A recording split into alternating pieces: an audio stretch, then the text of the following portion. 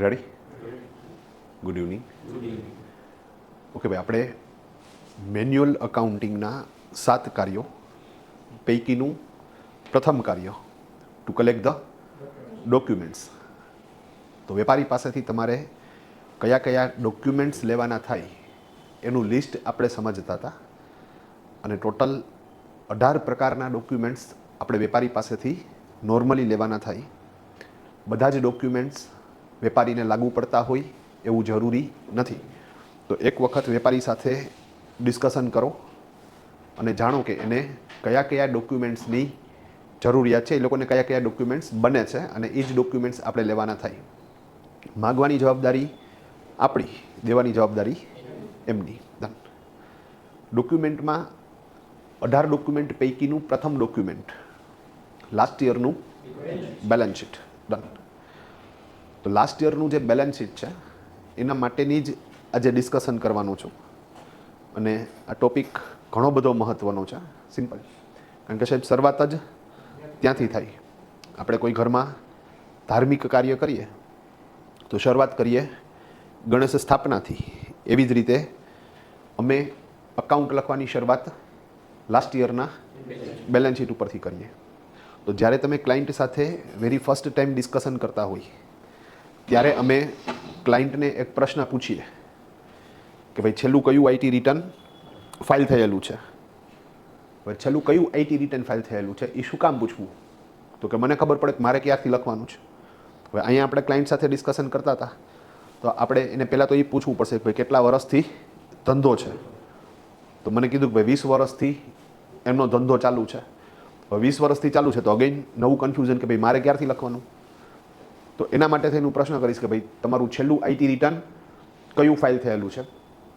હવે અહીંયા 3 જવાબ આવશે, 1, 2 અને 3. ત્રણેય કેસની અંદર એઝ અ અકાઉન્ટન્ટ તમારું બિહેવિયર અલગ રહેશે. બીજું, આ કાંઈ પરીક્ષાની તો વાત નથી કે ભાઈ આપણે એકાદ વસ્તુ કરી નાખી, પરીક્ષામાં પૂછાઈ ગયું તો અઠિયો લાગી ગયો, નહીં તો છોડી દેવું. અહીંયા તો દરેક પ્રકારના કસ્ટમર તમારી સામે આવશે. તો સૌથી પહેલાં માની લો કે એણે એમ કીધું કે ભાઈ છેલ્લું મારું 23-24નું રિટર્ન ફાઇલ થયેલું છે. હવે ભાઈ 23-24નું ફાઇલ થઈ ગયું છે તો મારે કયા વર્ષનું કરવાનું થશે? 24-25નું. ડન. ઓકે, અત્યારે કયું વર્ષ ચાલુ છે? 25-26. હવે અત્યારે 25-26 ચાલુ છે તો અત્યારે હું 25-26નું આઈટી રિટર્ન ફાઇલ કરી શકતો નથી, કારણ કે નોર્મલી ઇન્કમટેક્સ રિટર્ન ફાઇલ કરવાની પ્રક્રિયા વર્ષ પૂરું થઈ ગયા પછી થાય. ઇન્કમટેક્સ ડિપાર્ટમેન્ટ 1 વર્ષ પાછળ ચાલે. તો 25-26નું રિટર્ન તો ક્યારે ફાઇલ થશે? જ્યારે 26-27 આવશે ત્યારે. જો નોન ઓડિટેબલ ફોર્મ હોય તો પ્રથમ 4 મહિના અને ઓડિટેબલ ફોર્મ હોય તો 6 મહિના. પણ અહીંયા અત્યારે મારે ઓમાઈ 24-25નું જ રિટર્ન ફાઇલ થઈ શકે અને 23-24 સુધી તો ભાઈનું રિટર્ન ફાઇલ થઈ ગયું છે. તો એવા કેસની અંદર મારું જે એકાઉન્ટિંગ છે એ રેગ્યુલર અકાઉન્ટ ગણાય. મતલબ કે અત્યારે લગી ટ્રેન હાલતી જ હતી, ડ્રાઈવર હતો જ, હવે ખાલી ડ્રાઈવર જ ચેન્જ થાય છે. તો એવા કેસમાં મારે કેવી રીતે બિહેવ કરવું? તો અહીંયા મારે સૌથી પહેલાં એ જાણવાનું કે ભાઈ તારું 23-24નું જે બેલેન્સ શીટ બન્યું હશે, રિટર્ન ફાઇલથી તો નેચરલી બેલેન્સ શીટ બન્યું હશે, તો એ બેલેન્સ શીટ તું મને આપી દે. જે 23-24નું ક્લોઝિંગ બેલેન્સ છે એ જ 24-25નું ઓપનિંગ બેલેન્સ થાય. એ બેલેન્સ શીટ મારે એઝ ઇટ ઇઝ ઓપનિંગ તરીકે લેવાનું અને પછી મારી એકાઉન્ટ લખવાની શરૂઆત થાય. માની લો કે 23-24માં એનું બેલેન્સ શીટ બોલે છે કે ભાઈ કેશ એની પાસે 60,000 છે તો નેચરલી 24-25ના ઓપનિંગમાં કેશ 60,000 હોય એ મારે લેવી પડે. પછી ચાલુ વર્ષ દરમિયાન 20,000ની ઉઘરાણી થઈ એવી હું કોમ્પ્યુટરમાં એન્ટ્રી કરું અને હવે હું કોમ્પ્યુટરને પૂછું કે ભાઈ હવે કેશ કેટલી છે, તો કોમ્પ્યુટર મને જવાબ આપશે 80,000. એ 80,000 ક્યારે કહે? ઓપનિંગ 60,000 નાખી હોય તો. જો એ નો નાખી હોય તો મને કોમ્પ્યુટર કહે 20,000, જે ખોટું છે. તો પછી ભલે આખા વર્ષનું તમે ગમે એટલું સાચું એકાઉન્ટ લખો, જો ઓપનિંગ જ પ્રોપર ન આવી તો ક્લોઝિંગ પ્રોપર નહીં જ આવે. સિમ્પલ. ગયા વર્ષે એનું બેંક બેલેન્સ હતું ફોર એક્ઝામ્પલ 50,000, તો ગયા વર્ષે ક્લોઝિંગ 50,000 હતું તો આ વર્ષે ઓપનિંગ 50,000 થાય. હવે માની લો કે ચાલુ વર્ષે 20,000 રૂપિયાના ચેક લખ્યા, કોકને ઇસ્યુ કર્યા, એવી હું કોમ્પ્યુટરમાં એન્ટ્રી કરું અને હવે હું કોમ્પ્યુટરને પૂછું કે ભાઈ બેંક બેલેન્સ કેટલું છે, તો એ કેટલા કહેશે? 30,000. ક્યારે? જો આગલા ઓપનિંગ 50,000 નાખ્યા છે તો. હવે માની લો કે નથી નાખ્યા તો કેટલા કહે? તો -20,000 કહે, જે અગેન ખોટું છે. ડન. તો આપણે દરેક વખતે ઓપનિંગ લેવું પડશે. ઓકે, માની લો કે તમે કોકને પાછલા વર્ષમાં ફેબ્રુઆરી-માર્ચમાં માલ વેચ્યો છે 1.5 લાખ રૂપિયાનો, ઉધારે વેચ્યો છે, 31 માર્ચ સુધીમાં પૈસા આવ્યા નથી, તો 31 માર્ચે આપણું બેલેન્સ શીટ બોલે કે આપણે પર્ટિક્યુલર કસ્ટમર પાસેથી 1.5 લાખ રૂપિયા લેવાના છે. હવે જે ગયા વર્ષનું 1.5 લાખનું ક્લોઝિંગ છે એ જ ચાલુ વર્ષે 1.5 લાખનું ઓપનિંગ થાય. હવે આ વર્ષે પણ એ કસ્ટમર આપણી પાસેથી 1 લાખ રૂપિયાનો બીજો માલ લઈ ગયો ઉધારે, તો હવે આપણે એની પાસેથી ટોટલ લેવાના થશે 2.5 લાખ. અને આપણું કોમ્પ્યુટર પણ એમ જ કહે કે ભાઈ આપણે 2.5 લાખ લેવાના છે, પણ એ ક્યારે જો ઓપનિંગ ખેંચ્યું છે તો. હવે નો ઓપનિંગ ખેંચ્યું હોય તો કોમ્પ્યુટર એમ કે એની પાસેથી 1 લાખ લેવાના છે. હવે માની લો કે જણ મળી ગયો, આપણે કીધું ભાઈ તારી પાસે 1 લાખ લેવાના છે, ઓલો તો રાજી થઈ ગયો, બગાસું ખાતા પત્તાસું આવ્યું, એ ક્યાં તો જમાવટ થઈ ગઈ કે એક કામ કરો ધર્મેશભાઈ, 1 લાખ રૂપિયા અત્યારે જ આપી દો, મને ખાલી લખાણ કરીને આપો કે અત્યાર સુધીનો હિસાબ પૂરો. હા, એના પાછું હું લાખની રિસીટ ન લીધી, એને રિસીટ કઈ લીધી, અટાણ લગીનો હિસાબ પૂરો. હા, તો તુંબો લાગી જાય ને 1.5 લાખનો. તો કહેવાનો તાત્પર્ય, ગયા વર્ષનું ક્લોઝિંગ ચાલુ વર્ષે તમારે ઓપનિંગ તરીકે લેવું પડે. આ એક વાત. બીજી મસ્તીની વાત કરું, થોડીક અકાઉન્ટ રિલેટેડ વાત છે, થોડીક આવી વાત છે.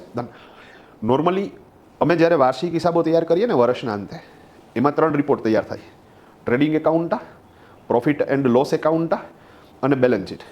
આ 3માંથી માત્ર બેલેન્સ શીટ જ નેક્સ્ટ યરમાં કેરી ફોરવર્ડ થાય. ટ્રેડિંગ એકાઉન્ટ ભૂલી જવાનું, પ્રોફિટ એન્ડ લોસ એકાઉન્ટ ભૂલી જવાનું, ખાલી કન્ટિન્યુ કઈ વસ્તુ કરવાની, બેલેન્સ શીટ. તો એ મગજમાં રાખજો કે ટ્રેડિંગ એકાઉન્ટ જે બનશે ને એ જે તે વર્ષ માટે છે, અહીંયા ભૂલી જવાનું છે.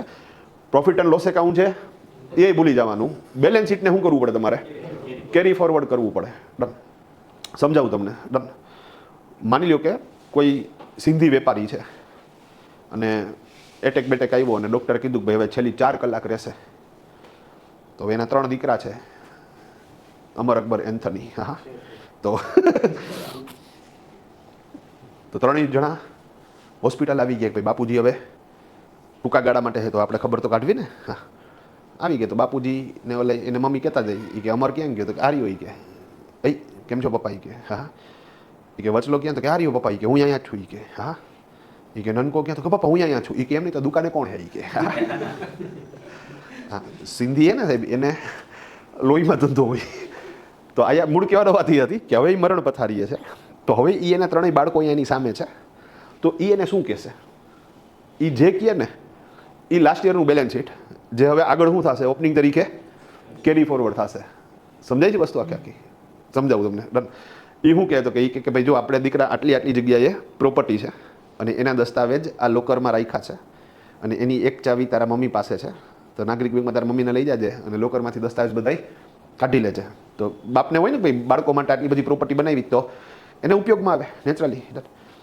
હવે એ વાત પતી ગઈ ને હજી થોડોક ટાઈમ છે, તો હવે બીજી વાત કરશે કે ભાઈ ટૂંકમાં આપણે મંદિરમાં નીચેનું જે ખાનું છે ને એમાં એક ફાઇલ પડી છે, એમાં આપણે જ્યાં જ્યાં ઇન્વેસ્ટમેન્ટ કરેલું છે એનું આખું ડિટેલિંગ છે. એફડી છે તો એની રસીદો છે, કિસાન વિકાસ પત્ર છે, નેશનલ સેવિંગ સર્ટિફિકેટ છે, બોન્ડ છે, પીપીએફની પાસબુકો છે, શેરમાં જ્યાં જ્યાં ડિમેટ ખાતા છે એના સ્ટેટમેન્ટ પડ્યા છે. મતલબ કે ઇન્વેસ્ટમેન્ટ રિલેટેડ બધી વિગતો તને મંદિરમાંથી મળી જશે, તો ત્યાંથી ડિટેલ્સ લઈ લેજે અને પછી 3 ભાઈઓ ભાગે વેચી લેજો. ડન?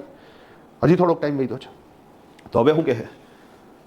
તો કે ભાઈ હવે કહે કે ભાઈ આપણે આટલા ગ્રાહકો પાસેથી આટલા રૂપિયા લેવાના છે, પ્લસ આટલી જગ્યાએ આપણા ગોડાઉન છે, અહીંયા આટલો સ્ટોક પડ્યો છે, તો એ માલે શું કરી નાખજો, વેચી નાખજો, અથવા એ બિઝનેસને કન્ટિન્યુ કરી નાખજો. સિમ્પલ. તો એક વસ્તુ કહેતા જઈશ. ઓકે, જેના આફ્ટર તો કે આટલા લોકોને આપણે લોન આપી છે અને એની પાસેથી આપણે આટલા રૂપિયા લેવાના છે. સિમ્પલ. પ્લસ આપણે પીજીવીસીએલમાં આ જગ્યાએ આટલા સપ્લાયરને ત્યાં આટલી ડિપોઝિટ આપી છે, તો એ સિક્યોરિટી ડિપોઝિટ છે. મતલબ કે જ્યારે કોન્ટ્રાક્ટ પૂરો થાય ત્યારે એ ડિપોઝિટ પાછી લઈ લેજો અને એ ડિપોઝિટની રસીદો પણ આપણા મંદિરના ખાનામાં જ પડેલી છે. તો એ આવી બધી વાતો કરે ને. એમ કે 2 વર્ષ પહેલાં આપણે 8 લાખનો માલ લીધો હતો, નો કહે. એમ કે ગયા વર્ષે મેં લાઇટનું બિલ આટલા રૂપિયાનું ભર્યું હતું, અથવા તો 3 વર્ષ પહેલાં આપણે માણસોને આટલા રૂપિયાનો પગાર આપ્યો હતો. એ બધી જ વસ્તુઓ ભૂલી જવાની છે. અને જે ભૂલે જવાની વસ્તુઓ છે ને એ ટ્રેડિંગ એકાઉન્ટમાં અને પ્રોફિટ એન્ડ લોસ એકાઉન્ટમાં જાય, અને જે યાદ રાખવાની વસ્તુ છે ને એ બેલેન્સ શીટમાં જાય. આટલી વસ્તુ કહી દીધી, હજી થોડોક ટાઈમ હતો, તો હવે સાહેબ એ બીજી વાત ચાલુ કરશે કે ભાઈ આપણે આટલા લોકો પાસેથી લોન લઈ આવ્યા છીએ, તો આપણે એને પૈસા દેવાના છે. હા, પ્લસ આટલી બેંકમાંથી લોન લીધેલી છે તો એના પૈસા દેવાના છે. સિમ્પલ. તો પહેલાં તો અસેટ્સની વાત કરશે, કારણ કે કંઈ ફૂગો ફૂટી જાય નક્કી નથી, પણ બધી અસેટ્સ કહેવાય ગઈ પછી સાહેબ કઈ વાત ચાલુ થશે? લાયબિલિટીઝની. તો કહેવાનો મતલબ સાહેબ હવે તમારે એ આખી પ્રોસેસને નેક્સ્ટ જનરેશનમાં કન્વર્ટ કરવાની છે, ટ્રાન્સફર કરવાની છે. એવી જ રીતે સાહેબ બેલેન્સ શીટ છે ને એ જ કેરી ફોરવર્ડ થાય. ટ્રેડિંગ એકાઉન્ટ કે profit and loss account carry forward ન થાય. આ ગેમ સમજાઈ ગયા આખી? તો રંગારંગભાઈ ડન. બીજી એક વાત, ભલે આઉટ ઓફ બોક્સ જાય છે પણ વાત આની યારે રિલેટ કરશે. જો કોઈ રકમ ટ્રેડિંગ એકાઉન્ટમાં કે પ્રોફિટ એન્ડ લોસ એકાઉન્ટમાં જતી હોય તો એ રકમ તમારા નફાને અસર કરે, પણ જો કોઈ રકમ બેલેન્સ શીટમાં જતી હોય તો એ તમારા નફાને અસર ન કરે. હવે આ હું થોડુંક અલગ રીતે સમજાવું છું. સાહેબ, અમે એક પાર્ટીનું નામું લખીએ, મારા પાડોશી છે અને મારી સામે રહીએ, તો એનું એકાઉન્ટ આખું લખાઈ ગયું. પછી એક દિવસ હું બહાર નીકળતો તો નહીં, એ બહાર નીકળ્યા, તો શેરીમાં બે ભેગા થઈ ગયા. તો એણે પૂછ્યું મને કે ધર્મેશભાઈ મારું એકાઉન્ટ ક્યાં પૂછ્યું? મેં કીધું થઈ ગયું કાકા, બધું પતી ગયું. મને કે શું છે પોઝિશન? મેં કીધું 15 લાખ રૂપિયાનો નેટ પ્રોફિટ થાય છે. મને કે ટેક્સ કેટલો આવે? 15 લાખ ઉપર ઓલમોસ્ટ 2.5-3 લાખ જેવો ટેક્સ આવે. હા. મને કે ના ના, હું હમણાં સેટિંગ કરી નાખું. ગજબ છે. હવે બીજે દિવસે મળ્યા ને, મને કે થઈ ગયો સેટિંગ. મેં કીધું શું કર્યું? મને કે કાર લઈ લીધી 10 લાખ રૂપિયાની. રિપીટ, એણે 10 લાખ રૂપિયાની કાર લઈ લીધી. ડન.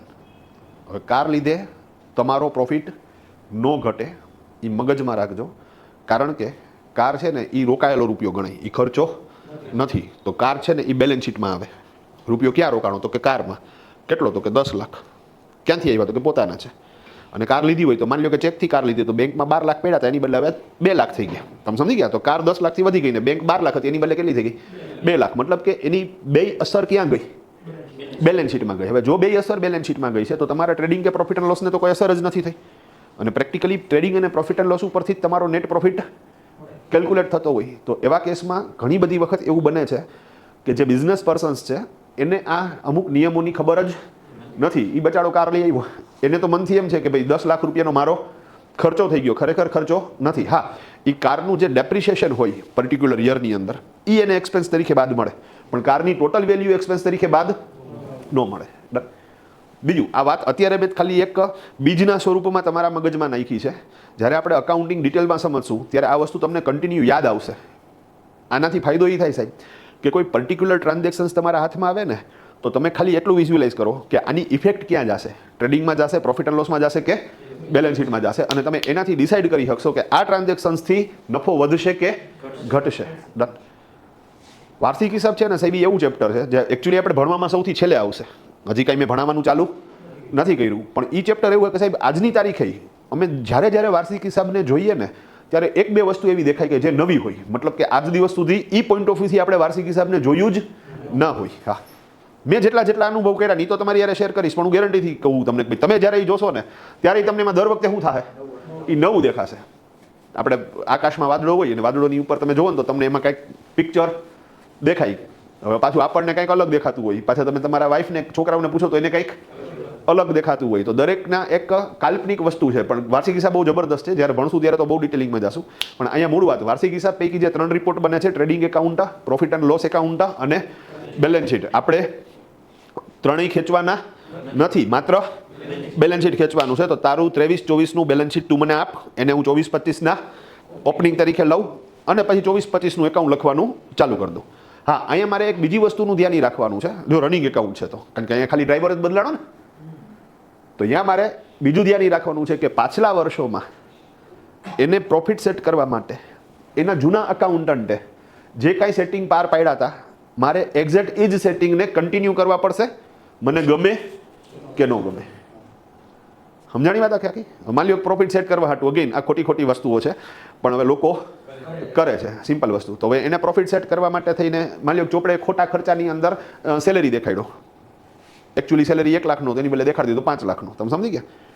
તો મારે નેક્સ્ટ યર માટે થઈને પ્રોફિટ સેટ કરવા હાટું થઈને સેલેરીનો જ સહારો લેવો પડે, ભલે મને ગમતું હોય કે મને માની લો પેટ્રોલનો ખર્ચો નાખવો ગમે છે. તો એવું ન કરાય કે ભાઈ સેલેરી પાછી 1 લાખ દેખાડો, પેટ્રોલ 1 લાખનું હતું એની બદલે 5 લાખ દેખાડો. નહીંતર ત્યાં કન્સિસ્ટન્સીનો રૂલ્સ બ્રેક થાય અને ક્વેરી આવવાના ચાન્સીસ રહે. તો મારે 2 વસ્તુ મગજમાં રાખવાની, એક એનું લાસ્ટ યરનું balance sheet as it is ખેંચવાનું, અને બીજું એના જૂના અકાઉન્ટન્ટે પ્રોફિટ સેટ કરવા માટે જે કાંઈ હથકંડા અપનાવેલા છે એ જ હથકંડા મારે પણ કન્ટિન્યુ કરવાના છે, ગમે કે ન ગમે. તો વાર્તા પૂરી થઈ ગઈ ભાઈ, ક્લિયર છે? તો એ ઓપનિંગ બેલેન્સ શીટ લઈ લઈશ, પછી ઓલા બાકીના 17 પ્રકારના ડોક્યુમેન્ટ લઈ લઈશ અને દેન આફ્ટર એનું એકાઉન્ટ લખી નાખીશ, ફાઇનલાઇઝ કરી નાખીશ, એનું રિટર્ન ફાઇલ કરી દઈશ, વાર્તા પૂરી. આ હેલું કામ છે. ઓકે, હવે બીજો આન્સર. માની લો કે મેં ભાઈને પૂછ્યું કે ભાઈ આપણે કેટલા વર્ષથી ધંધો છે? મને કે 20 વર્ષથી. બધું છેલ્લું કયું આઈટી રિટર્ન ફાઇલ કરેલું છે? કે ધર્મેશભાઈ છેલ્લે આપણે 20-21નું રિટર્ન ફાઇલ કરેલું છે. આવું બને ને? માર્કેટમાં બધા રેગ્યુલર રિટર્ન ફાઇલ કરતા હોય એવું જરૂરી નથી. તો એને છેલ્લું કયું રિટર્ન ફાઇલ થયું છે? 20-21નું રિટર્ન ફાઇલ થયું છે. હવે 20-21નું રિટર્ન ફાઇલ થયું છે તો અહીંયા લોચો એ થઈ ગયો સાહેબ કે 21-22નો ખાંચો પડ્યો, 22-23 ખાંચો, 23-24 ખાંચો, 24-25નું કરી શકાય. અહીંયા એક પ્રશ્ન એ થાય તમારા મનમાં કે સાહેબ આપણે આ બધા રિટર્ન ફાઇલ કરી શકાય? ના. ઇન્કમ ટેક્સના નોર્મલ નિયમ મુજબ તમે માત્ર એક જ વર્ષનું રિટર્ન ફાઇલ કરી શકો છો. તો અત્યારે જો 25-26 ચાલુ હોય તો તમે માત્ર 24-25નું રિટર્ન ફાઇલ કરી શકો. આ 3 વર્ષના રિટર્ન ફાઇલ ન કરી શકો. હવે અહીંયા સમસ્યા શું આવશે એ તમે સમજો. એની પાસે જે બેલેન્સ શીટ છે એ કયું છે? જૂનું છે એની પાસે. ભાઈ સમજી ગયા તમે શું આખી 3 વર્ષ પહેલાનું છે. હવે એવું બને ને કે 3 વર્ષની અંદર એના બેલેન્સ શીટમાં ફેરફાર થયા હોય જે થયા જ હોય. માની લો કે છેલ્લા 3 વર્ષની અંદર એને કોઈ પ્રોપર્ટી પરચેસ કરેલી છે તો એના બેલેન્સ શીટમાં એ એડ થાય જે અત્યારે ન હોય. ઓકે, એને 3 વર્ષ દરમિયાન કંઈ પણ ઇન્વેસ્ટમેન્ટ કરેલું હશે તો એ પણ એને બેલેન્સ શીટમાં એડ થવું જોઈએ. એને 3 વર્ષ દરમિયાન જે કાંઈ બિઝનેસ કરેલો છે એમાં જૂની ઉઘરાણી આવી ગઈ હોય, પાછી નવી ઉઘરાણી જનરેટ થઈ ગઈ હોય, જૂના સપ્લાયરને પૈસા આપી દીધા હોય, નવા સપ્લાયરને પૈસા દેવાના બાકી હોય, જૂની લોનું ભરાઈ ગઈ હોય, નવી લોનું એડ થઈ ગઈ હોય, જૂનું સ્કૂટર વેચી નાખ્યું હોય, નવું સ્કૂટર આવી ગયું હોય, જૂની કાર વેચી નાખી હોય, નવી કાર આવી હોય, તો 3 વર્ષની અંદર બેલેન્સ શીટ અપડેટ થવાના ચાન્સીસ તો પૂરેપૂરા છે. ચાન્સીસ નહીં, 100% અપડેટ થાય જ. તો અહીંયા હું તો ક્યાં હલવાઈ ગયો સાહેબ? મારી પાસે કયું પડ્યું છે? તો કે 20-21નું પડ્યું છે. 21-22, 22-23 ને 23-24નું બેલેન્સ શીટ મારી પાસે નથી. તો આવા કેસમાં મારે એની ગાડી જે પાટા ઉપરથી ઉતરી ગઈ હતી એને પાછી ચડાવવી કેવી રીતે? હાલો એ પ્રોબ્લેમ સોર્ટ આઉટ કરીએ. ભાઈ ગેમ સમજી ગયા હો? તો મારે 3 વર્ષનું શું કરવું પડશે? કાંઈક તો સેટલમેન્ટ કરવું પડશે, નહીં તો જૂનું બેલેન્સ શીટ હું ખેંચીને ગાડી આગળ વધારી દઉં તો હાલે નહીં. હાલો ડન. તો અહીંયા એક રસ્તો એવો છે કે જો 2-3 વર્ષ માટે આવો ગેપ રહેતો હોય તો તમે આ 3 વર્ષનું અકાઉન્ટ લખો, રિટર્ન ફાઇલ ન કરો. ભાઈ ક્લિયર છે? અકાઉન્ટ લખો, રિટર્ન ફાઇલ ન કરો. અને બીજું, લોકોના ઘણા બધી સમસ્યાઓ હોય જેના હિસાબે આ બધી વસ્તુઓ થઈ હોય. મેં ક્યુરિયોસિટી માટે પૂછ્યું ખરી, મેં કીધું એમને આ 3 વર્ષનો બ્રેક હું કામ થઈ ગયો? કે ધર્મેશભાઈ મારો મોટો ભાઈ છે ને એ આ બધું સંભાળતો હતો. એ કે પછી કે 2020માં એ વયો ગયો. એ કે મેં કીધું હાલ શું થઈ ગયું? મેં કીધું મને કે એ ઓસ્ટ્રેલિયા વયો ગયો. એ કે હા, અને ત્યાં લગ્ન કરી લીધા કોઈ ભૂરી હારે, હવે પાછો આવતો નથી. હા, અને હવે બાપા આવવા દઈએ નહીં, અઘરી સિસ્ટમ છે. હા, તો ડન ભાઈ. હા, પછી વચ્ચે નક્કી કર્યું કે ભાઈને પાછો શું કરવો? બોલાવો અને આ જે કાંઈ પ્રેમ પ્રકરણ છે એને સ્વીકૃતિ આપવી. તો ઘરમાં પછી બધા ઓલા નવા કપડાં લેવા ગયા, ચટાપટાવાળા ચડ્ડા ને બધું. અઘરી સિસ્ટમ છે. હા, કંઈ ફોરેનર આવતા હોય તો પાછું રહેવું પડે એની જેમ. હા, ઇઝી છે. હા, અહીંયા બાપા લાલ કલરનો ચડ્ડો પહેરી ડાટા મારે, ઓલી પાછી હાડી પહેરી આવી. અઘરી વસ્તુ છે. પણ ઓકે, આપણે જે મૂળ વાત ચાલતી હતી. હા, ક્યાં હતા? ગોટા ચડી જાઓ તમે. હા, એને ચડા દેખાયા. તો આપણે મૂળ વાત ચાલતી હતી કે ભાઈ હવે 3 વર્ષનો બ્રેક. તો મને કે આ રીઝનથી જે હોય તે રૂકવા. પણ અહીંયા મૂળ વાત એ હતી કે સાહેબ હવે આ 3 વર્ષનો ગેપ કાઢવો કેવી રીતે? ડન. તો અકાઉન્ટ લખાશે, રિટર્ન ફાઇલ નહીં થાય. અહીંયા મને એણે એ પ્રશ્ન પૂછ્યો. મને કે ધર્મેશભાઈ આપણે નામું લખશું 3 વર્ષનું તો ઇન્કમ ટેક્સ ડિપાર્ટમેન્ટ પ્રશ્ન નહીં કરે કે તમે આ 3 વર્ષના રિટર્ન શા માટે ફાઇલ નથી કર્યા? મેં કીધું જો કરે તો આપણે એનો આન્સર આપશું. અમારે ઇન્કમ ટેક્સ એક્ટની અંદર એક સેક્શન છે 139(4).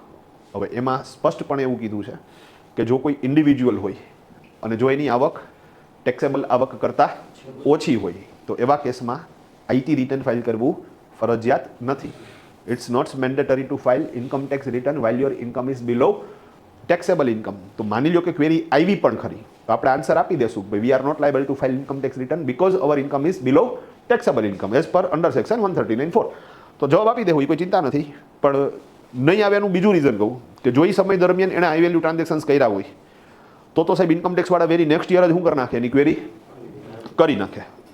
અત્યાર લગી ક્વેરી નથી આવી એનો મતલબ શું થયો કે એવા કોઈ high value transactions, PAN card સંબંધિત ટ્રાન્ઝેક્શન્સ કર્યા નથી.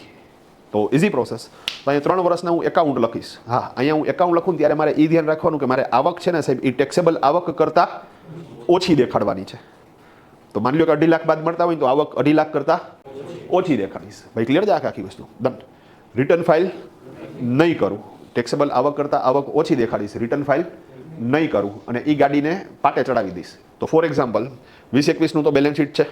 હા છે. તો 20-21નું બેલેન્સ શીટ 21-22ના ઓપનિંગ તરીકે લઈશ, 21-22ના ડોક્યુમેન્ટ લઈશ, 21-22નું એકાઉન્ટ લખીશ, આવક ટેક્સેબલ આવક કરતાં ઓછી રાખીશ અને 21-22નું રિટર્ન ફાઇલ તો નહીં કરું પણ મને 21-22નું ક્લોઝિંગ તો મળી જશે. હવે 21-22નું જે ક્લોઝિંગ છે એ એના પછીના વર્ષે એટલે કે 22-23 માટે ઓપનિંગ તરીકે લઈશ, એનું અકાઉન્ટ લખીશ, આવક ટેક્સેબલ આવક કરતાં ઓછી રાખીશ અને આઈટી રિટર્ન ફાઇલ નહીં કરું. ભાઈ ડન. પણ આવા કેસમાં મને 22-23નું ક્લોઝિંગ મળી ગયું. હવે 22-23નું ક્લોઝિંગ 23-24ના ઓપનિંગ તરીકે લઈશ, 23-24નું અકાઉન્ટ લખીશ, આવક ટેક્સેબલ આવક કરતાં ઓછી રાખીશ, રિટર્ન ફાઇલ નહીં કરું. પણ હવે જે 23-24નું બેલેન્સ શીટ મળ્યું એ 24-25ના ઓપનિંગ તરીકે લઈશ, એકાઉન્ટ લખીશ, એને ટેક્સ રાખવો હોય છે તો રાખીશ, નહીં રાખવું હોય તો નહીં રાખવું, રિટર્ન ફાઇલ કરીશ અને જે ગાડી પાટા ઉપરથી ઉતરી ગઈ હતી એને પાછી પાટે ચડાવી દઈશ.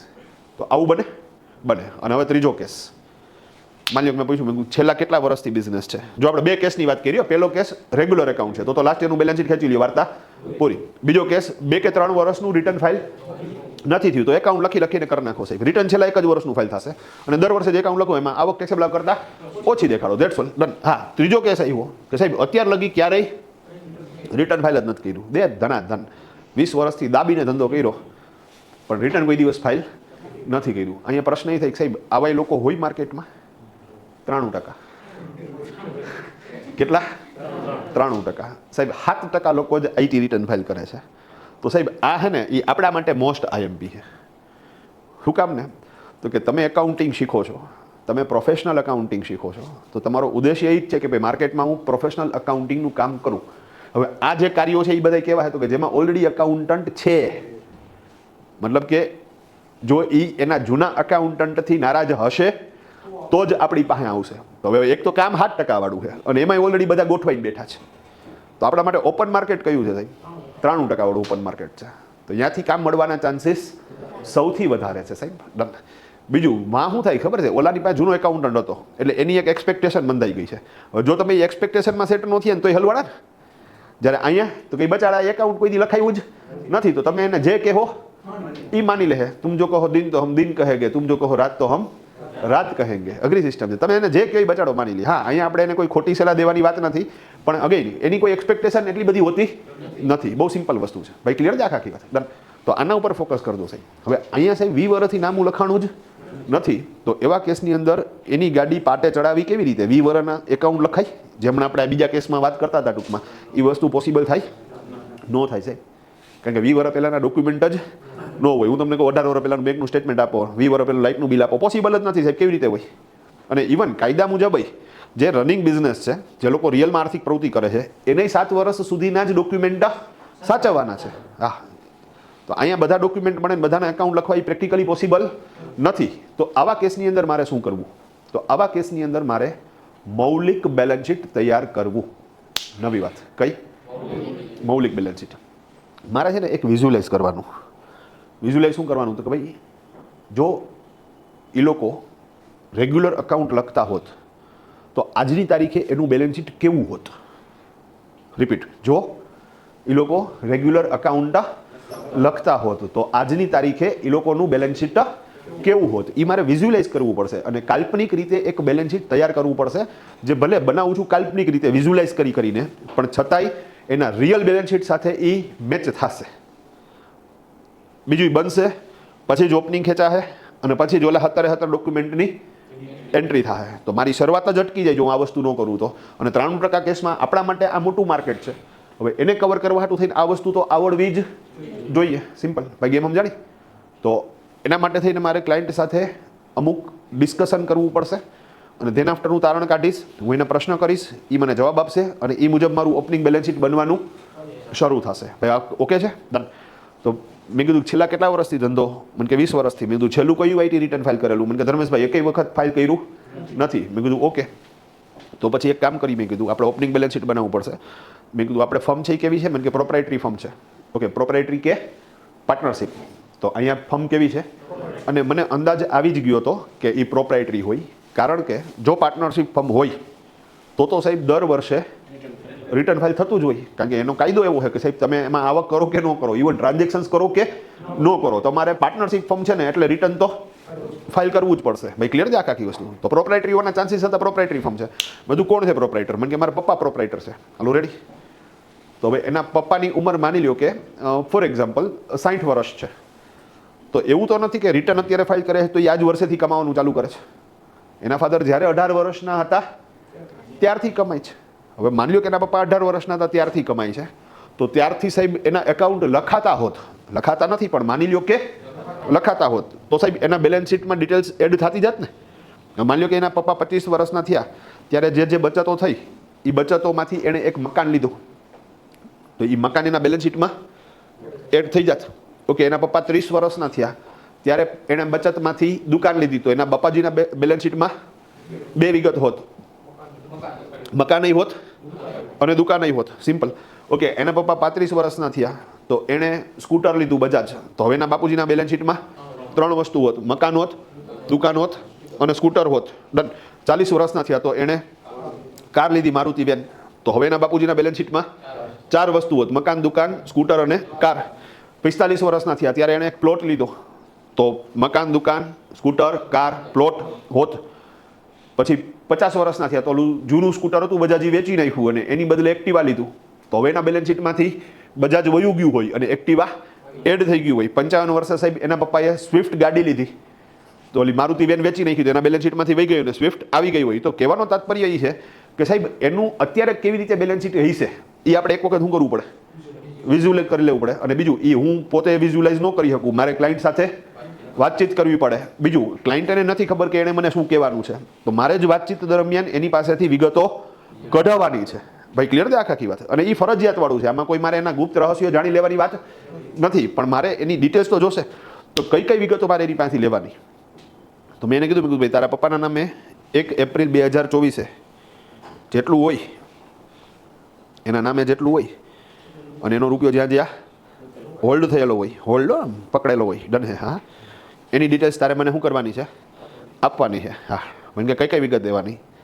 મેં તું દસ્તાવેજવાળી મિલકતો, જમીન, મકાન, દુકાન, ફ્લેટ, ઓફિસ, એ જ રીતે તારા પપ્પાના નામે કોઈ કાર હોય, સ્કૂટર હોય, furniture, computer, electric fittings, mobile, એ રીતે ઇન્વેસ્ટમેન્ટ, પીપીએફમાં કેટલા, કિસાન વિકાસ પત્રમાં કેટલા, શેર કેટલા રૂપિયાના, એફડી કેટલા રૂપિયાની, એનપીએસ કેટલા રૂપિયાના, એ જ રીતે કયા કયા ગ્રાહકમાંથી કેટલા લેવાના છે, કયા કયા વ્યક્તિને લોન આપી છે એની પાસેથી કેટલા લેવાના છે, સ્ટોક કેટલો છે, ડિપોઝિટ કેટલી છે, બેંકમાં કેટલા છે, કેશ કેટલા. મને કે ધર્મેશભાઈ યાદ રહે નહીં, કે મને તમે સ્ટેપ ટુ સ્ટેપ સમજાવો. મેં કીધું ડન, હું એક એક વિગત માગતો જાઉં છું અને તારે મને ડેટા દેતો જવાનો. ડન. ક્લાયન્ટને ભલે યાદ ન રહે, તમને યાદ રહેવું જોઈએ. તો તમને યાદ રહી એના માટે આની એક ટ્રીક તૈયાર કરેલી છે. રિપીટ, આની એક ટ્રીક તૈયાર કરેલી છે. બાકી દેશી ભાષામાં કહું ને તમને, તો મારે શું ડેટા લેવાનો હતો કે ભાઈ મારે પહેલાં તો એ નક્કી કરવું મારે કયા ફાઇનાન્શિયલ યરનું એકાઉન્ટ લખવું છે. રિપીટ, મારે કયા ફાઇનાન્શિયલ યરનું એકાઉન્ટ લખવું છે એ મારે પહેલાં શું કરવું પડશે? સેટ કરવું પડશે. ઓકે, કાંઈ વાંધો નહીં ભાઈ, ડન. હવે મારે માની લ્યો કે ફાઇનાન્શિયલ યર 2024-25નું એકાઉન્ટ લખવું છે ભાઈ. ઓકે, મારે કયા વર્ષનું લખવું છે? બીજું, હવે તમે એ વસ્તુ માનો કે ભાઈ હું અત્યારે ક્યાં ઊભો છું? 25-26માં, અને આ 25-26 છે. આ કયું છે? 25-26 છે ભાઈ. ક્લિયર છે? ઓકે, 25-26 આપણું વર્ષ ચાલુ ક્યારે થાય? 1 એપ્રિલે. તો આ April, May, June, July, August, September, October, November, December ને જાન્યુઆરી. આપણે ક્યાં ઊભા છીએ અત્યારે? જાન્યુઆરી. આપણે જાન્યુઆરી ઊભા છીએ ભાઈ. સમજી ગયા? આ ટાઈમલાઈન સમજવી બહુ જરૂરી છે. જો મૂડ ન સમજાણું ને તો આ 2 કલાકનો મારો સેમિનાર છે ને સાહેબ ફ્લોપ થઈ જાય. અત્યારે આપણે ક્યાં ઊભા છીએ? જાન્યુઆરી 2026માં, એટલે કે 25-26માં. મારે એકાઉન્ટ કયા વર્ષનું લખવું છે? 24-25નું. મારે 24-25નું લખવું છે. 24-25નું એકાઉન્ટ લખવાની શરૂઆત ક્યાંથી થાય? તો કે 1 એપ્રિલથી. ભાઈ સમજી ગયા? મતલબ અહીંયાથી ચાલુ થઈ. એટલે પ્રેક્ટિકલી તમે જુઓ ને સાહેબ, તો આ જાન્યુઆરી પહેલાંના તમે મહિના ગણો તો 9 મહિના ને 12 મહિના પહેલાં, એટલે 21 મહિના પહેલાંનો ડેટા ઉપાડવાનો છે. વિઝ્યુલાઇઝ કરવાનો તો કંઈક ગઈકાલનો નથી કરવાનો. ક્યારનો કરવાનો છે? 21 મહિના પહેલાંનો. મારે એ જોવાનું છે કે 1 એપ્રિલે, ભાઈ 1 એપ્રિલે તારા પપ્પા પાસે એના નામનું શું હોલ્ડ કરેલું હતું? હોલ્ડ કરેલું હતું એનો મતલબ એમ કે 1 એપ્રિલે હોવું જોઈએ. ભાઈ શબ્દ પકડજો, 1 એપ્રિલે હોવું જોઈએ. 1 એપ્રિલ પછી વેચી નાખ્યું છે કે વયું ગયું છે એની હારે મારે કોઈ લેવા દેવા નથી. એટલે પોસિબલ છે કે અહીંયા ન હોય પણ અહીંયા હોય, અને અહીંયા ક્યાંક શું થઈ ગયું હોય? વયું ગયું હોય. ભાઈ તો સમજી ગયા વસ્તુ આખી? ડન. બીજું, 1 એપ્રિલ પછી ગમે ત્યારે અહીંયા ક્યાંક લીધું હોય અને અહીંયા છે એની મારે અત્યારે જરૂરિયાત નથી. ભાઈ સમજાણું? મતલબ અત્યારે હું હોલ્ડ કરેલું છે એ નથી જોતું, અત્યારે હું હોલ્ડ કરેલું છે એ જોઈ છે. અત્યારે ને અત્યારમાં સમજાણું ને? અત્યારે હું જાન્યુઆરીમાં પ્રેક્ટિકલી પ્રેઝન્ટમાં ઊભો છું, પણ આજની તારીખે મારે શું જોઈ છે અરે શું છે એની ડિટેલ્સ નથી જોતી. પણ 21 મહિના પહેલા 1 એપ્રિલે એના પપ્પા પાસે હું હતું એ ડિટેલ્સ જોઈ છે, કારણ કે હું એકાઉન્ટ લખવાની શરૂઆત તો ત્યાંથી કરવાનું છું, તો ઓપનિંગ તો મારે ત્યારનું જોશે. અન્ડરસ્ટેન્ડ થાય છે? ડન. બીજું 1 એપ્રિલ પહેલા 1 એપ્રિલ પહેલા માની લો કોઈ વસ્તુ હતી પણ એ પહેલા જ વેચી નાખી, મતલબ 1 એપ્રિલે હોલ્ડ કરેલું નથી, તો એની વિગત નથી જોતી મારે. ખાલી ને ખાલી કઈ વિગત જોઈ છે? 1 એપ્રિલ 2024 જે એની પાસે હતું એ જ વિગત જોઈ છે. જેમ હું તમને આ વસ્તુ સમજાવું છું સાહેબ, તમારે તમારા ક્લાયન્ટને આ જ ચોખવટથી સમજાવવું પડશે, કારણ કે જો એ નહીં સમજે તો એ ડેટા ખોટો આપશે. જો ડેટા ખોટો, અકાઉન્ટિંગ ખોટું, આબરૂ તો આપણી જ જાય. સમજી ગયા તમે? મસ્ત આખી. તો બેટર છે કે સાહેબ એને પ્રોપરલી શું કરવું, તમારે સમજાવવાનું છે. તમે સમજો એ જરૂરી નથી, તમારે પાછું એ રીતે સમજવાનું હોય કે મારે એને કેવી રીતે સમજાવો. ભાઈ અન્ડરસ્ટેન્ડ થાય છે? Hello, ready? અને આ તો પેલું જ પગથિયું છે. અહીંયા જો ડચકું મારી ગયા તો ગાડી આગળ વધવાની જ નથી. મેં કે ધર્મેશભાઈ હું સમજી ગયો હું, કે તમે મારી પાસેથી ડિટેલ માંગવાની ચાલુ કરો. તો અહીંયા છે ને સાહેબ, આ ડેટાને ઇઝી કરવા માટે થઈને અમે એક સિસ્ટમ બનાવી છે, અને એ સિસ્ટમનું નામ છે 10 કા દમ. રેડી? તો આપણે હવે શેના ઉપર કામ કરશું સાહેબ? 10 કા દમ ઉપર. દમ મારો દમ મિટ જાય ગમ. હા, તો એક દમ મારતા જઈ 10 વિગતો આવી જાય એટલે વાર્તા પૂરી.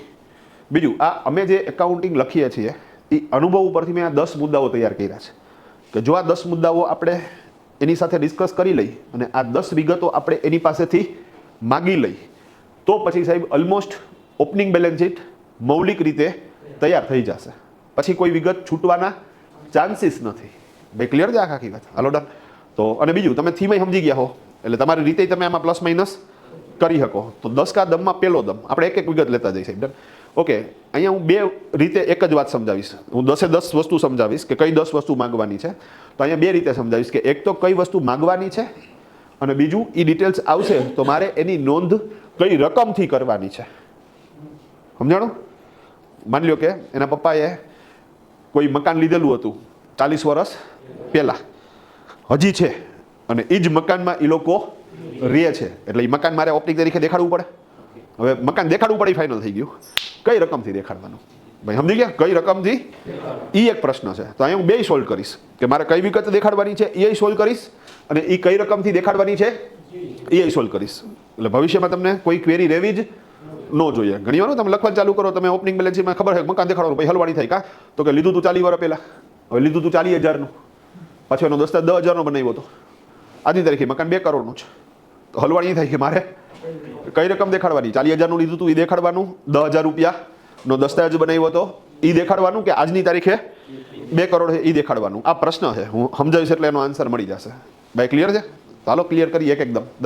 તો સૌથી પહેલા નંબર ઉપર દસ્તાવેજવાળી મિલકતો.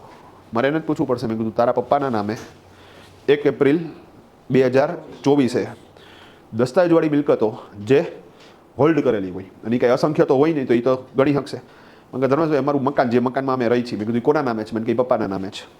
મેં કીધું ઓકે, અત્યારે છે? મને ક્યાં છે? ચડાવો. મેં કીધું આપણે ક્યારે લીધું હતું? મને કહી તો લીધું હતું 40 વર્ષ પહેલાં, હજી છે તો મકાન ચડાવવું પડશે. કેટલાને લીધું હતું? મને કે લીધું હતું 40,000નું. મેં કીધું દસ્તાવેજ કેટલાનો બનાવ્યો હતો? મને કે 10,000નો. મેં કીધું અત્યારે? મને કે અત્યારે તો 2 કરોડ આવે. હવે અહીંયા મારે કઈ કિંમત દેખાડવાની? તો ક્લિયર કરી દઉં. દસ્તાવેજ વેલ્યુ પ્લસ પ્લસ પ્લસ.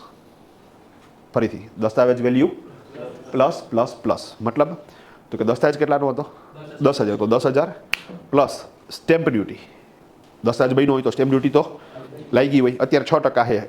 અને અગેન એ ત્યારે કેટલી હતી એ કંઈ ગોતવા ન જતા, ગૂગલ ન કરતા. એ સ્ટેમ્પ પેપર તમે ગણી નાખો ને એટલે તમને ખ્યાલ આવી જાય. એટલા રૂપિયાના જ સ્ટેમ્પ પેપર હોય, એનું સ્ટેમ્પ વેલ્યુ એટલી જ હોય. ભાઈ ક્લિયર છે આખી વસ્તુ? ડન. તો એ સ્ટેમ્પ પેપર હવે માની લો 6% માની લઈ, તો 10,000ના 6% કેટલા થાય? 600 રૂપિયા. તો 600 રૂપિયા એ થયા. Done. Plus registration charges. Okay, અત્યારે 1% છે, લેડીઝમાં નથી, પણ એ રજિસ્ટ્રેશન ચાર્જીસ ત્યારે હતો કે નહીં ગણવા નથી જવાનું. એ રજિસ્ટ્રેશન ચાર્જીસની પાવતી દસ્તાવેજ સાથે જ એટેચ હશે તો એ ગણી લ્યો, એમાં લખેલી હોય અમાઉન્ટ. હવે માની લો કે 100 રૂપિયા લખ્યા તો આપણે રજીસ્ટ્રેશન કેટલું ગણી નાખો? 100 રૂપિયા. સિમ્પલ વસ્તુ, ડન.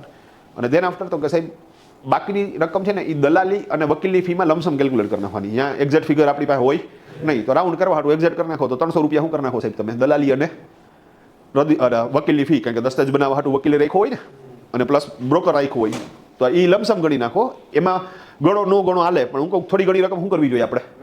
લખવી જોઈએ. તો એ લમસમ ગણી નાખો. તો સાહેબ 10,000 પ્લસ 600 રૂપિયા સ્ટેમ્પ ડ્યુટીના, પ્લસ 100 રૂપિયા રજિસ્ટ્રેશનના, અને પ્લસ 300 રૂપિયા દલાલીના અને વકીલની ફીના.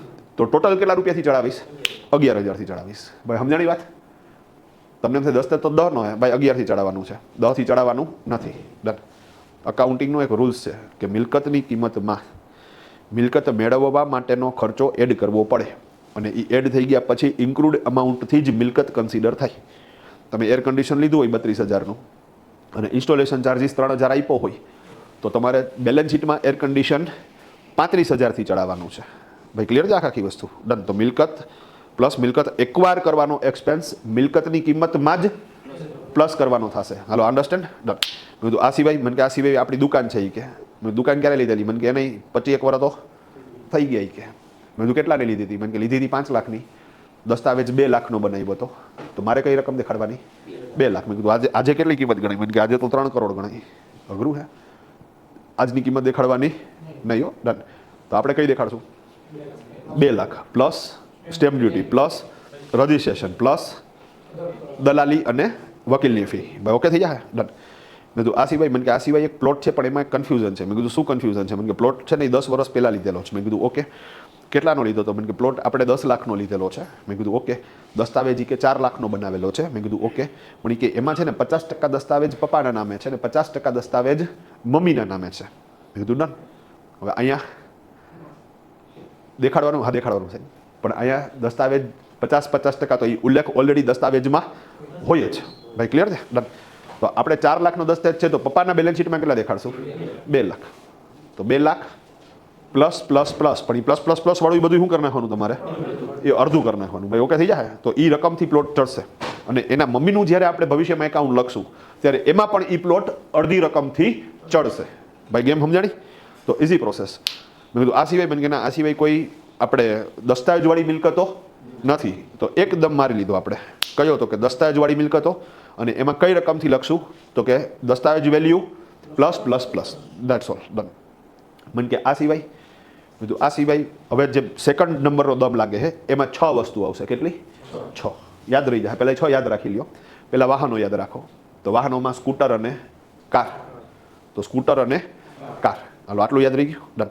અને એ સિવાય બીજી 4 વસ્તુ જે નોર્મલી આપણે ઘરમાં જોતા હોય, ઓફિસમાં જોતા હોય: ફર્નિચર, કમ્પ્યુટર, ઇલેક્ટ્રિક ફિટિંગ્સ અને મોબાઈલ.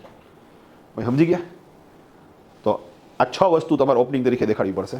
તો એક એક લેતા જાય. મેં કીધું પપ્પા પાસે કાર છે? મને કે હા.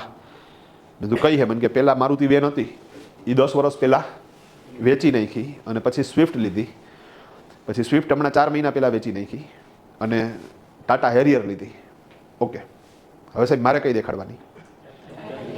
ઓકે. હવે જો તમે વિચારો, અમે ડિસ્કશન ક્યારેક કરીએ છીએ અહીંયા.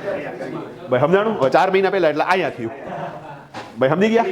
તો અહીંયા આવી કે ગઈ એની યારે મારે કઈ લેવા દેવા જ નથી. મારે તો એ જોવાનું છે 1 એપ્રિલે કઈ હતી. ભાઈ સમજાણું? અત્યારે નથી, પણ 1 એપ્રિલે કઈ હતી? તો કે 1 એપ્રિલે સ્વિફ્ટ હતી. તો મારે કઈ કાર દેખાડવાની? સ્વિફ્ટ દેખાડવાની. જો આ વાત સમજાઈ ગઈ સાહેબ તો ઘણી બધી વસ્તુઓ ક્લિયર થઈ ગઈ આપણી. ભાઈ ઓકે થઈ જાય? તો સ્વિફ્ટ દેખાડવાની થશે. ભાઈ ઓકે? ઓકે. હવે સ્વિફ્ટ સાહેબ એને 1 એપ્રિલે તો ઘણા બધા વર્ષો થઈ ગયા હતા, લીધેલી હતી 8 લાખ રૂપિયાની. તો આપણે એ જોવાનું કે ભાઈ એની કિંમત 1 એપ્રિલે કેટલી હોય? ડેપ્રિશિએટ અમાઉન્ટ થાય ને, તો એમાં તમે લમસમ ડેપ્રિશિએશન ગણી નાખશો તોય ચાલશે. તમે તમારી રીતે 2.5 લાખ નાખી દો, 1.5 લાખ નાખી દો, કોઈ ચિંતા નથી. પણ અહીંયા તમે કન્ફ્યુઝ ન થાવ ને એટલે મેં એક રસ્તો કાઢી દીધો કે ઇન્સ્યોરન્સ પેપર જોવાનું. ઇન્સ્યોરન્સ પેપરમાં ડેપ્રિશિએટ અમાઉન્ટ લખેલી હોય, એમાં જે લખેલી છે એ ધબેડો. હવે એમાં 2.5 લાખ લખ્યા તો આપણે કેટલા દેખાડો? 2.5 લાખ. તને એમ થાય કે ના 2.5 નો દેખાડું, 1.5 દેખાડું, તો અરે હાલશે, બહુ છાતી ઉપર દબાણ લેવાની જરૂરિયાત નથી. હા, મેં આ સિસ્ટમ એટલે બનાવી છે કે મારી એકાઉન્ટની ઓફિસમાં સાહેબ મારો સ્ટાફ મને પૂછવો ન જોઈએ કે કે ધર્મેશભાઈ મારા સ્વિફ્ટ કઈ કિંમતથી દેખાડવાની, અને જો પૂછ્યું એને તો એ ગયો ભાઈ મારે નવરું રહેવું છે એટલે તને રાખ્યો છે મેં. હા પેલી વખત પૂછશે એ વાત બરોબર છે, જો એને નથી ખબર તો, પણ હવે આ પ્રશ્ન આવ્યા રાખતો ને એટલે મેં સિસ્ટમ બનાવી નાખી. ઇન્સ્યોરન્સ પેપરમાં જે લખી હોય એ કિંમત દેખાડ દે, અને અથવા તારી રીતે લમસમ ગમે એમાં દેખાડ દે, કોઈ લેવા દેવા નથી. તમે દેખાડો હો એ જ બહુ મોટી વાત છે, એ જ મહાન વાત છે ભાઈ. સમજાણું તમને આખી વસ્તુ? તો રંગારંગ કાર્યક્રમ ભાઈ ડન. તો અહીંયા ભાઈ કઈ કાર દેખાડશું આપણે? સ્વિફ્ટ દેખાડશું. અને કેટલા રૂપિયાથી? તો કે ઇન્સ્યોરન્સ પેપરમાં લખ્યું એ રકમથી. ઓકે સેમ વસ્તુ. હવે મેં કીધું સ્કૂટર, મને કે હા પેલા બજાજ હતું, પછી બજાજ વેચી નાખ્યું અને એક્ટિવા લીધું, અને હમણાં કે 2 મહિના પહેલા એક્ટિવા વેચી નાખ્યું અને ઓલા લીધું. હા ઉલમાંથી ચૂલમાં પડ્યા ટૂંકમાં, તમે સમજી ગયા? ઓકે મારે કયું દેખાડવાનું? અરે વાહ, ખૂબ ખૂબ આભાર તમારો. બરોબર ને? રેડી? હા તો કયું દેખાડીશ? એક્ટિવા દેખાડીશ. ક્યાં તો કે થઈ 1 એપ્રિલે તો એક્ટિવા હતું, અત્યારે હું છે એની યારે કોઈ લેવા દેવા નથી. ઓકે કઈ રકમથી દેખાડીશ? ઇન્સ્યોરન્સ પેપરમાં લખી હોય એ રકમ દબેડો ભાઈ. ઓકે થઈ જાય? હાલો ડન, જવા દો. હલો હવે વાયા વૈધી 4. કોમ્પ્યુટર, ફર્નિચર, ઇલેક્ટ્રિક ફિટિંગ્સ અને મોબાઈલ. મજા આવે એટલું લખી નાખો ભાઈ. સમજી ગયા? કોમ્પ્યુટર તો કે ભાઈ 20,000નું છે ને, એ જ રીતે ઇલેક્ટ્રિક ફિટિંગ્સ તો કે 50,000ના છે ને. તો સમજી ગયા? નાની નાની અમાઉન્ટ જ લખજો ભાઈ. અહીંયા પછી 20 લાખ ને 30 લાખ ને એવું ન ઠોકતા. તમે સમજી ગયા? હા નહીં ત્યારે એમ કહે કે ભાઈ આટલા બધા રૂપિયા આવ્યા ક્યાંથી, જ્યારે તમે પાછા ઓલરેડી રિટર્ન તો ફાઇલ કરતા નથી. તો એનો મતલબ કે આવક તો તમારી જે તે વર્ષે ટેક્સેબલ આવક કરતાં ઓછી છે, અને આટલું બધું સ્પેન્ડિંગ કેવી રીતે થાય? એટલે આવક વધારે દેખાય ટૂંકમાં ખોટે ખોટી. તો દેખાડો ખરી બધું, આમ બેલેન્સ શીટ ભરેલું ભરેલું લાગે, પણ નાખવાનું કેવું બધું નાનું નાનું થોડું થોડું ભાઈ. ઓકે થઈ જાય? તો રંગારંગ કાર્યક્રમ ડન.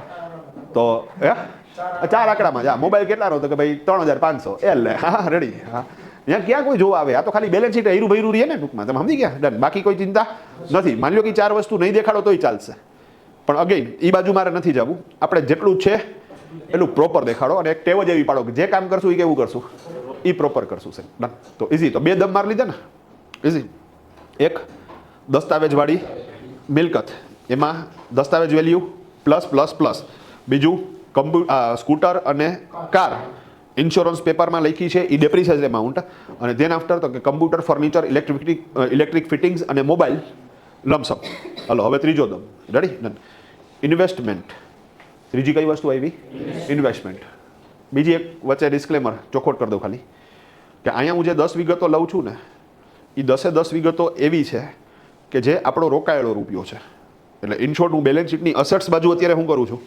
તૈયાર કરું છું. અને એવી દરેક એવી જ જગ્યા છે કે જ્યાંથી રૂપિયો શું થાય છે? પાછો આવે છે. સાહેબ જમીન, મકાન, દુકાન, ફ્લેટ, ઓફિસ, દસ્તાવેજવાળી મિલકતો વેચે તો રૂપિયા પાછા આવશે ને, એટલે હું અહીંયા લખું છું, જે યાદ રાખવા વાળું છે. યાદ આવ્યું શરૂઆત વાળું? ડન. ઓકે એવી જ રીતે આપણે બીજું લખ્યું, કાર, સ્કૂટર વેચશે તો રૂપિયા આવશે, furniture, computer, electric fittings, mobile વેચશે તો રૂપિયા આવશે. હા જમીન, મકાન, દુકાન, ફ્લેટ, ઓફિસમાં વધારે આવશે તો અહીંયા ઓછા આવશે, પણ આવશે તો ખરી. એવી જ રીતે હવે ત્રીજી વસ્તુ આપણે કઈ લીધી? ઇન્વેસ્ટમેન્ટ. તો ઇન્વેસ્ટમેન્ટની વિગતો, હવે ઇન્વેસ્ટમેન્ટની વિગતોમાં મેં 2 ભાગ પાડ્યા છે. એક શ્યોર શોટ અને એક ઉડધુડિયું. એક શ્યોર શોટ અને એક ઉડધુડિયું. ઓકે શું છે એ સમજો. ડન. શ્યોર શોટનો મતલબ ઇન્વેસ્ટમેન્ટ કરો છો, જે વ્યાજ નક્કી થાય છે એ 110% મળશે જ ભાઈ. ક્લિયર છે? ઉડધુડિયો મળે ખરી અને નોય મળે. મળે તો કેટલું મળે એ પણ નક્કી નથી. તો વળતર શું મળશે એ નક્કી નથી ટૂંકમાં. તો તમને ખ્યાલ છે સાહેબ. ઓકે એફડી છે એ કેવું કહેવાય? એ શ્યોર શોટ કહેવાય ભાઈ. ક્લિયર છે? ઓકે શેર ઉડધુડિયું. Okay Kisan Vikas Patra sure shot. અને નો ખ્યાલ હોય તો એક વખત જાણી લેવું કોઈ પર્ટિક્યુલર ઇન્વેસ્ટમેન્ટ કેવું છે, તો એમાં શ્યોર શોટ છે. ડન. મ્યુચ્યુઅલ ફંડ ઉડધુડિયું છે ભાઈ. ક્લિયર છે આખી વસ્તુ? ઓકે નેશનલ સેવિંગ સર્ટિફિકેટ એ શ્યોર શોટ વાળા છે. પીપીએફ શ્યોર શોટ વાળું છે, પણ એસઆઈપી છે એ ઉડધુડિયું છે ભાઈ. ઓકે થઈ જાય? ડન. તો અહીંયા 2 ભાગ શું કામ કર્યા ને એ સમજાવું છું. ઓકે જો કોઈ ઇન્વેસ્ટમેન્ટ શ્યોર શોટ વાળું છે તો એ ઇન્વેસ્ટમેન્ટ એણે કરેલું ક્યારે હશે? 1 એપ્રિલ 2024 પહેલાં. એ પહેલાં કરેલું હોય. 1 એપ્રિલ 2024 હોલ્ડ કરેલું છે ભાઈ. ક્લિયર છે? તો અહીંયા 1 એપ્રિલ 2024 એક્ઝેક્ટ આ જ તારીખે વ્યાજ સહિતની શું રકમ છે એ જાણી લેવાની. અહીંયા એ ભૂલ ન થાય. આ તારીખે વ્યાજ સહિત શું રકમ છે એ નથી જાણવાની હો. હા કારણ કે આપણે પાછા ડિસ્કશન અહીંયા કરી. તો આપણે 21 મહિના પહેલા વ્યાજ સહિતની શું રકમ હતી એ જાણવાની છે. એ પાછું દર વખતે મગજમાં રાખજો ભાઈ. ક્લિયર? તો ત્યારે વ્યાજ સહિત શું રકમ હતી? હવે માની લો કે સાહેબ એના પપ્પાએ 2016ની અંદર એક એફડી મૂકી હતી અને 10 વર્ષ માટે મૂકી હતી, 2026માં પાકતી હતી. તો મતલબ કહેવાનો અહીંયા એફડી હોલ્ડ કરેલી હતી કે નહીં? હા હતી ભાઈ, અહીંયા એફડી હોલ્ડ કરેલી હતી. હવે એના પપ્પાએ માની લો કે 1 લાખની એફડી મૂકી હતી, ફોર એક્ઝામ્પલ. કેટલાની મૂકી હતી? 1 લાખની. તો આપણે એફડી 1 લાખની જે મૂકી હતી 2016માં, એ 1 લાખથી દેખાડવાની નહીં. ઓકે, આજની તારીખે વ્યાજ સહિત એની શું રકમ છે એ દેખાડવાની. માની લો કે આજની તારીખે વ્યાજ સહિત 1,70,000 હતો, તો એ દેખાડવાના નહીં. આપણે એ જોવાનું કે 1 એપ્રિલે એની વ્યાજ સહિતની કિંમત શું હતી. માની લો કે 1,53,000 હતી, તો આપણે કઈ રકમ દેખાડવાની? 1,53,000. ભાઈ ક્લિયર છે? તો આ તારીખે વ્યાજ સહિત શું રકમ છે એ તમારે શું કરવી પડશે? દેખાડવી પડશે. હાલો ડન. ઓકે, એના પપ્પાએ 2016માં 1 લાખ રૂપિયાના શેર લીધેલા છે, જે શેરની કિંમત આજની તારીખે 8 લાખ રૂપિયા છે, અને 1 એપ્રિલ 2024 એ શેરની કિંમત હતી 3 લાખ રૂપિયા. તો અહીંયા લીધેલા હતા 1 લાખના, અહીંયા કિંમત થઈ ગઈ હતી 3 લાખની. અત્યારે એની કિંમત છે 8 લાખ. મારે કઈ કિંમત દેખાડવાની? મારે 1 લાખ દેખાડવાના. ભાઈ આ સમજો વાત. કાં તો કે સાહેબ એ ફિક્સ નથી, એ તો જ્યારે એક્ઝેક્ટ શેર વેચાશે ત્યારે ડિસાઈડ થશે. હવે ત્યારે સાહેબ શક્ય છે કે એ 16 લાખ થઈ ગયા હોય અને 60,000 થઈ ગયા હોય. અહીંયા તો સાહેબ આસમાની સુલતાની હાલે છે, તમે સમજી ગયા ને વસ્તુ આખી. તો અહીંયા સાહેબ તમારે શું કરવાનું છે? કઈ રકમ લેવાની છે? તો કે એક્વાયર એમાઉન્ટ. રિપીટ, કઈ એમાઉન્ટ? Acquire amount. મૂળ કિંમત તમારી દેખાડવાનું છે. ભાઈ અન્ડરસ્ટેન્ડ થાય છે?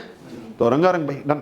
તો રિપીટ, ત્રીજા નંબર ઉપર ઇન્વેસ્ટમેન્ટ, એમાં 2, એમાં 1 શ્યોર શોર્ટ અને 1 ઉર્ધુડિયું. શ્યોર શોર્ટમાં વ્યાજ સહિતની રકમ, અને એ વ્યાજ સહિતની રકમ એટલે અત્યારની નહીં, 1 એપ્રિલ, કારણ કે જ્યારથી આપણે એકાઉન્ટ લખવાનું શરૂ કરવું છે ત્યારની. અને તેના આફ્ટર આપણે વાત કરી ઉર્ધુડિયું. તો શેર છે, મ્યુચ્યુઅલ ફંડ છે, કઈ રકમથી દેખાડવાનું? એક્વાયર એમાઉન્ટની. હા, ખાલી અહીં વસ્તુ હોવી જોઈએ કે એ હોલ્ડ કરેલા હોવા જોઈએ. ભાઈ ઓકે, એ હોલ્ડ કરેલા હોવા જોઈએ, 1 એપ્રિલે હોવા જોઈએ. અત્યારે હોય કે ન હોય એની યાર કોઈ લેવા દેવા નથી. તો સો સિમ્પલ. ભાઈ આમાં વાંધો આવશે નહીં. તો કેટલા દમ માર લીધા આપણે? 3 માર લીધા. હાલો, સૌથી પહેલા નંબર ઉપર દસ્તાવેજવાળી મિલકતો, જમીન, મકાન, દુકાન, પ્લેટ, ઓફિસ, દસ્તાવેજ value plus stamp duty plus registration charges plus દલાલી અને વકીલી ફી. ભાઈ ઓકે થઈ જાય. હાલો, બીજા નંબર ઉપર કાર અને સ્કૂટર, ઇન્સ્યોરન્સ, પેપરમાં લખેલી ડેપ્રિસિએટ એમાઉન્ટ, અને ફર્નિચર, કમ્પ્યુટર, ઇલેક્ટ્રિક ફિટિંગ્સ અને મોબાઈલ લમસમ એમાઉન્ટ. હાલો સુપર. હાલો, then after investment. Sure short વાળું છે તો 1 એપ્રિલ 2024 વ્યાજ સહિતની રકમ, અને જો ઉર્ધુડિયું છે શેર મ્યુચ્યુઅલ ફંડ તો એકવાર કરેલી રકમ. ચોથી વસ્તુ ગોલ્ડ, જે અત્યારે આસમાને હે. બરાબર ને? Ready, done. તો હવે કોની વાત કરીએ છીએ આપણે? ગોલ્ડની. રેડી, ગોલ્ડ, સોના. તો સોનું દેખાડવાનું? હા દેખાડવાનું. 1 એપ્રિલ 2024 એના પપ્પાના નામે સોનું હોય, લીધેલું હોય, પાછું બિલમાં હોય. અહીંયા બિલ વગરના દાણા જે લીધેલા હોય ચડાવવાના નથી. હા, એ ચડાવવા હાટું તમને બીજો એક રસ્તો આપીશ કે અહીંથી ચડાવી દેજો. ન, પણ અત્યારે મોટી વાત કરું તો ચડાવવાના નથી. તો આપણે એના પપ્પાના નામે ગોલ્ડ હોવું જોઈએ. એ ગોલ્ડ 1 એપ્રિલ 2024 પહેલાં લીધેલું હોવું જોઈએ, અને એ ગોલ્ડ 1 એપ્રિલ 2024 હોલ્ડ કરેલું હોવું જોઈએ. તો એ દેખાડવાનું. અને કઈ રકમથી દેખાડવાનું? તો કે બિલમાં જે રકમ લખી હોય એ રકમથી. ભાઈ ઓકે થઈ જાય? તો ઇઝી. હવે તમે કે બિલ વગરનું હોય તો સાહેબ બિલ વગરનું ચડાવવાનું જ નથી. પણ તમારે ચડાવવું હોય ને તો એક ઇન્કમ ટેક્સનો રૂલ્સ છે જેનો આપણે દુરુપયોગ કરશું. ડન. તો ઇન્કમ ટેક્સની અંદર તમે અમુક ગોલ્ડ સ્ત્રી ધન તરીકે દેખાડી શકો, જેમાં એ ગોલ્ડ ક્યાંથી આવ્યું, કેવી રીતે આવ્યું, એના કોઈ આધાર પુરાવા ઇન્કમ ટેક્સવાળા ન માંગે એવું એક્ટમાં લખેલું છે. અને એને નામ શું આપ્યું છે એ લોકોએ? સ્ત્રીધન. ઓકે ભાઈ, સ્ત્રીધન તરીકે તમે કેટલું ગોલ્ડ દેખાડી શકો? અને પાછો એક પ્રશ્ન એ થાય કે એ ખાલી સ્ત્રી જ દેખાડી શકે કે પુરુષો પણ દેખાડી શકે? અને જો પુરુષો દેખાડે તો એને પુરુષ ધન કહેવાય? તો કે ના, એને કહેવાય તો સ્ત્રીધન જ, પણ દેખાડી શકાય. કેટલું ખાલી બોલું છું, પરણિત મહિલા હોય તો 50 તોલા દેખાડી શકાય. કેટલું? 50 તોલા. એ ક્યાંથી આવ્યું? એના આધાર પુરાવાની કાંઈ જરૂરિયાત નથી. માની લો કે ઇન્કમ ટેક્સ વાળાની રેડ પડી તો 50 તોલા ઘરેણું હશે. આ ઘરેણાના સ્વરૂપમાં હોવું જોઈએ, લગડીના સ્વરૂપમાં નહીં. ભાઈ ક્લિયર છે? તો એ 50 તોલા સાઈડમાં કરી નાખવાનું. એના માટે એ લોકો કોઈ પ્રશ્ન નહીં કરે. સિમ્પલ. તો સ્ત્રીધન કોણ કેટલું દેખાડી શકે? તો કે પરણિત મહિલા 50 તોલા, કુંવારી દીકરીઓ 25 તોલા, પરણિત પુરુષ 20 તોલા, અને વાંઢા બધાય 10 તોલા. હા, તો ઇઝી. ભાઈ સમજાણું વસ્તુ આખી? તો ફરીથી પરણિત મહિલા 50 તોલા, કુંવારી દીકરીઓ 25 તોલા, દુઃખી પુરુષ 20 તોલા, અને સુખી પુરુષ 10 તોલા. સિમ્પલ વસ્તુ છે. ડન. તો ઇઝી. ચિંતા ન કરતા, દુઃખી જ છે બધા, તમે સમજી ગયા? હા. તો ઓકે, પણ આટલું દેખાડવાનું. હવે પાછો નવો પ્રશ્ન, સાહેબ આ કઈ કિંમતથી દેખાડવાનું હોય તો ફિક્સ કઈ કિંમતથી. હવે જો ગોલ્ડમાં 2 ભાગ પડ્યા. ગોલ્ડમાં કેટલા ભાગ પડ્યા સાહેબ? 2 ભાગ પડ્યા. એક તો કે બિલવાળું અને એક આવું સ્ત્રીધન વાળું. ઓકે, બિલવાળું તો બિલમાં જે રકમ છે એ જ દેખાડવાની. સ્ત્રીધન તરીકે તમે વધારાનું દેખાડી શકશો 50, 25, 20, 10. કઈ કિંમતે? તો કે જો પરિણીત વ્યક્તિ છે, પછી મહિલા છે કે પુરુષ છે, તો એમના મેરેજ જે વર્ષમાં થયા હોય એ વર્ષમાં ગોલ્ડનો શું ભાવ હાલતો હતો એ ભાવે દેખાડી દો. સમજાણી વાત? તો આમના પપ્પાના મેરેજ માની લો કે સાહેબ ફોર એક્ઝામ્પલ 80ની સાલમાં થયા, તો 80ની સાલમાં ગોલ્ડનો શું ભાવ હાલતો હતો? તો ફોર એક્ઝામ્પલ 2000 રૂપિયા. તો પપ્પાનું એકાઉન્ટ છે, તો પરિણીત પુરુષ 20 તોલા અને 2000ના ભાવથી તો 40000 દેખાડી દો. હા, જ્યારે બેલેન્સ શીટમાં ઉલ્લેખ કરો ને ત્યારે લખવું પડે કે ભાઈ ગોલ્ડ ઓર્નામેન્ટ કાઉન્સમાં સ્ત્રીધન, પછી 2%, પછી 20 તોલા, પછી 2%, યર 1980, પાછા 2%, ભાવ કેટલો? તો કે 2000. એટલે બેલેન્સ શીટમાં એ વસ્તુની ચોખ્ખોટ રહી કે ભાઈ અહીંયા ભલે એમાઉન્ટ 40000 દેખાડી છે, પણ છે આ કેટલા તોલા? 20 તોલા. ભવિષ્યમાં પ્રોપર્ટી લેવી હોય ને તો એ 20 તોલા હોનું વેચી નાખે તો આજની તારીખે માની લો 1.5 લાખ રૂપિયા ભાવ હાલતો હોય તો 30 લાખ રૂપિયા આવે, એ 30 લાખની પ્રોપર્ટી લઈ લઈએ તો ગવર્મેન્ટ પૂછે કે ભાઈ 30 લાખ રૂપિયા પ્રોપર્ટી લેવાના ક્યાંથી આવ્યો? તો એ કહી શકે કે પેલું જે હોનું પડ્યું હતું એ અમે શું કરી નાખ્યું? વેચી નાખ્યું. ભાઈ ક્લિયર છે આખી વસ્તુ? હા, નો ડાઉટ. એ સોનું વેચે ત્યારે જે નફો થાય એ નફા ઉપર એને જે કંઈ ટેક્સ ભરવાનો થતો હોય એ અલગ વસ્તુ હોય, પણ એ પૈસાની પાસે આવ્યા ક્યાંથી એ વસ્તુ એ શું કરીએ કે જવાબ આપી શકે. ભાઈ ગેમ સમજાણી? તો રંગારંગારી ક્રમ. તો સોનું કેટલું દેખાડવાનું એ તમે સમજી ગયા છો. બીજી એક મજાની વાત કરું, નોર્મલી આ એક્ટમાં છે એટલે મારે તમને સમજાવવું પડે છે, પણ હું પર્સનલી સજેસ્ટ કરું કે જે બિલવાળું છે એ જ દેખાડો. સ્ત્રીધનવાળું છે એ ક્લાયન્ટ માટે દેખાડવાની જરૂરિયાત નથી. ભાઈ ઓકે? હા, છે જ તો દેખાડી દો. અને મેક્સિમમ મેં કીધું છે 50 તોલા નથી ને 20 તોલા છે તો કેટલું દેખાડો? 20 તોલા. આપણે પૂછીએ ભાઈ તારા પપ્પા પાસે કેટલું હોનું? મને કે 8 તોલા છે તો કેટલું દેખાડવાનું? 8 તોલા. ભાઈ અહીંયા સાહેબ તમારે વધારે દેખાડવાની કાંઈ જરૂરિયાત નથી. સિમ્પલ. ભાઈ આ ગેમ સમજાણી? તો ઇઝી પ્રોસેસ. ડન. તો કેટલા દમ થઈ ગયા? 4. હાલો, સૌથી પહેલાં જમીન, મકાન, દુકાન, વેટ, ઓફિસ, દસ્તાવેજવાળી મિલકતો, દસ્તાવેજ વેલ્યુ પ્લસ પ્લસ પ્લસ. બીજા નંબરમાં કાર અને સ્કૂટર, ઇન્સ્યોરન્સ પેપરમાં ડેપ્રિસિએટ એમાઉન્ટ છે એ, અને એ જ રીતે ફર્નિચર, કમ્પ્યુટર, ઇલેક્ટ્રિક ફિટિંગ્સ અને મોબાઈલ લમસમ એમાઉન્ટ. હાલો, ત્રીજા નંબરમાં ઇન્વેસ્ટમેન્ટ. જે ઇન્વેસ્ટમેન્ટ શ્યોર શોર્ટવાળું છે એ વ્યાજ સહિતની રકમ, પણ આજની તારીખે નહીં, 1 એપ્રિલની વ્યાજ સહિતની રકમ, અને જે ઉર્દુડિયું છે એ એકવાર એમાઉન્ટ. ભાઈ ક્લિયર છે? અને જેના આફ્ટર ચોથા નંબર ઉપર ગોલ્ડ. બિલવાળું છે તો બિલમાં જે રકમ છે એ, અને એ સિવાય સાહેબ તમે સ્ત્રીધન તરીકે પણ 50 તોલા, 25 તોલા, 20 તોલા, 10 તોલા દેખાડી શકો. પરિણીત છે તો પરિણીત જે વર્ષમાં પરણેલા છે એ વર્ષમાં જે ભાવ છે એ દેખાડો. અને વાંડા છે તો એવા કેસની અંદર એનો બર્થ જે વર્ષમાં થયો છે એ વર્ષ દેખાડો. ભાઈ બીજું અગેન મેં આ સિસ્ટમ એટલે બનાવી છે કે મને કોઈ પ્રશ્ન પાછો પૂછવો ન જોઈએ કે મારે ગોલ્ડ કઈ કિંમતે દેખાડવું. ભાઈ આ કિંમતે દેખાડ દે. ભાઈ ક્લિયર છે આખી વસ્તુ? એટલે હું એક લીટો લાગ્યો ને ટૂંકમાં, નહીં તો દર વખતે એને એક પ્રશ્ન રહીએ તો દર વખતે મને એ શું કરે, એના હાટું થઈને પૂછવા હાટું ફોન કરે. મને કોકનો ફોન આવે, મને ગમે જ નહીં. અઘરી સિસ્ટમ છે. ઇઝી. તો સિસ્ટમ એવી જ બનાવો જેનાથી શું થઈ જાય છે, આખી સિસ્ટમ ઓટો મોડ ઉપર ચાલે. હું બિલીવ કરું છું એની અંદર. હા, અહીંયા સાહેબ મારે પોતે જ આવવું પડે, અહીંયા ઓપ્શન નથી. Easy process. ઓકે, બાકી આપણું હાલે તો સાહેબ અહીંયા 4-5 રોબોટ રાખી દો વ્યવસ્થિત રીતે, જોઈએ જ નહીં મગજમારી કઈ પ્રકારની. હા, તો ઇઝી. પણ કે આપણે જે મૂળ વાત આવતી હતી ક્યાં હતા? ગોલ્ડ. હાલો, 5મી વસ્તુ ખાલી કહી દઉં છું છેલ્લી, પછી બાકીની 5 કાલે ડિસ્કસ કરશું. રેડી? તો 5મા નંબરમાં બેંકની વિગત. 5મા નંબરમાં બેંકની વિગત.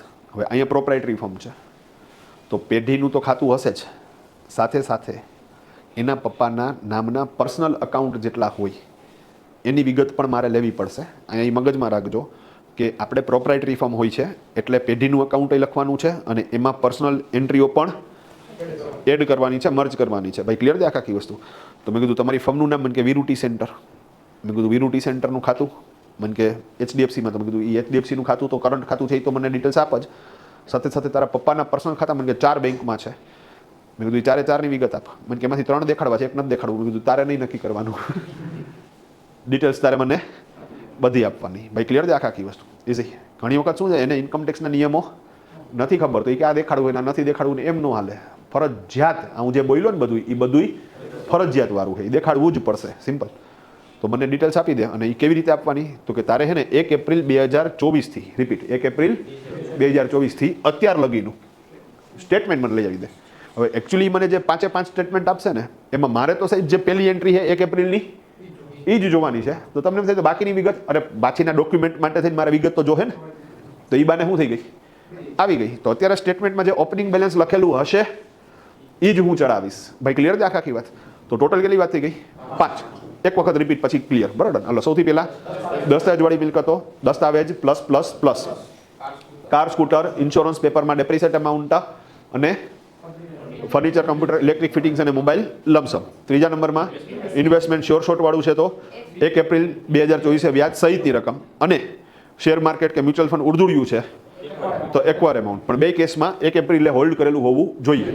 ચોથા નંબરમાં ગોલ્ડ બિલ વાળું છે એ જ દેખાડવાનું છે. 1 એપ્રિલ 2024 પહેલાં લીધેલું છે, 1 એપ્રિલ 2024 હોલ્ડ કરેલું છે એ જ દેખાડવાનું છે અને બિલમાં જે રકમ લખી છે એ જ દેખાડવાની છે. સ્ત્રીધન તરીકે 50 તોલા, 25 તોલા, 20 તોલા, 10 તોલા દેખાડી શકાય બર્થ યર અથવા મેરેજ યરમાં જે ભાવ ચાલતો હોય એ મુજબ. અને પાંચમા નંબરમાં બેંકનું સ્ટેટમેન્ટ અને એ જેટલા ખાતા છે બધા આપો મને, એમાં 1 એપ્રિલ 2024 અત્યાર લગીના સ્ટેટમેન્ટ આપજો. એ નેટ ઉપરથી ડાઉનલોડ નહીં કરી શકે કારણ કે એમાં છેલ્લા 6 મહિનાના જ થાય છે, તો તારે બેંકે જવું પડશે, એને એપ્લિકેશન આપવી પડશે, એના માટેનો ચાર્જ ચૂકવવો પડશે અને સ્ટેટમેન્ટ તારે મને દેવા પડશે.